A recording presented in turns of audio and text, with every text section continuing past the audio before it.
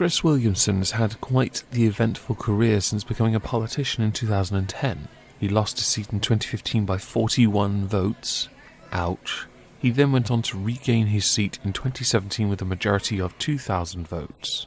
And he's already been suspended for claims of anti-Semitic behaviour. Many say he is the biggest Corbynite in the most marginal constituency, where he would refer to Corbyn as a common-sense socialist. The suspension comes after an accusation of a pattern of behaviour that is unbecoming of an MP that claims to stand against anti-Semitism. Now, he was suspended in February for a quote that I'm going to play a clip of. To stand up to racism is now being demonised as a racist, bigoted party. And I've got to say, I think our party's response has been partly responsible for that. Because in my opinion, I never have, I've got to say, we've backed off far too much. We've given too much ground. We've been too apologetic.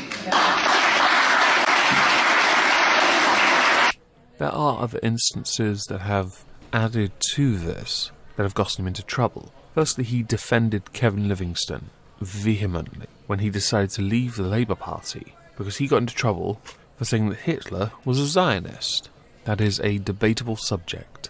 Ken Livingstone was suspended for 2 years before he decided to leave the party because it then took the attention off the party, which didn't really work. It wasn't long after that Naz Shah said Israel should move to somewhere in the middle of America. And she's not the only one that's agreed to this. I believe Lisa Forbes also did that, the newest MP for Labour for Peterborough. He also supported Len McCluskey, a trade union leader, who attacked Labour MPs for attacking Corbyn with anti-Semitism.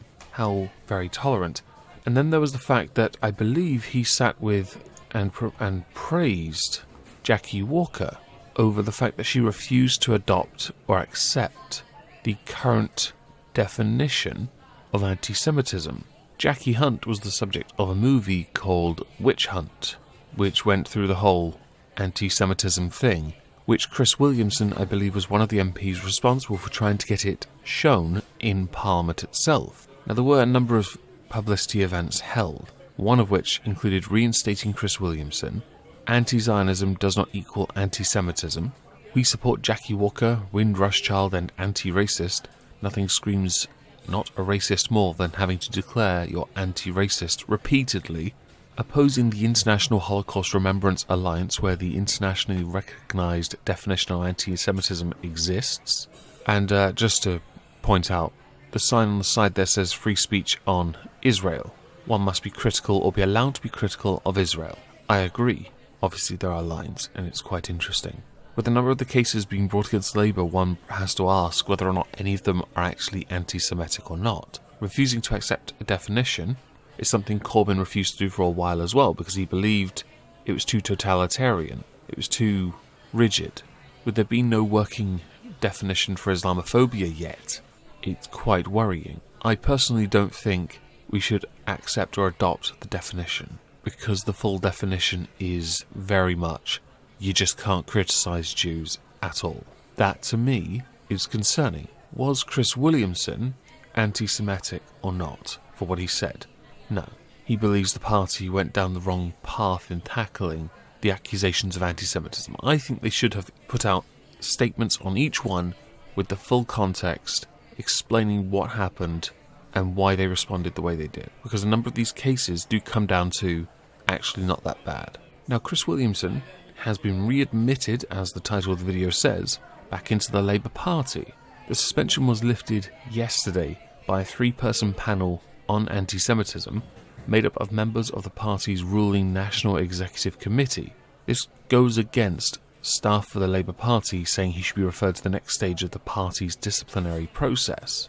He has been given a formal warning for breaching party rule and will face more severe action if he repeats any similar comment. The chief executive for Campaign Against Anti-Semitism has said that Chris Williamson has spent much of his time baiting Jews, and that the decision to reinstate him shows that the Labour Party's leadership holds British Jews in contempt and demonstrates that the Equality and Human Rights Commission was right to act on our referral and open a full statutory investigation into Labour's anti-Semitism crisis.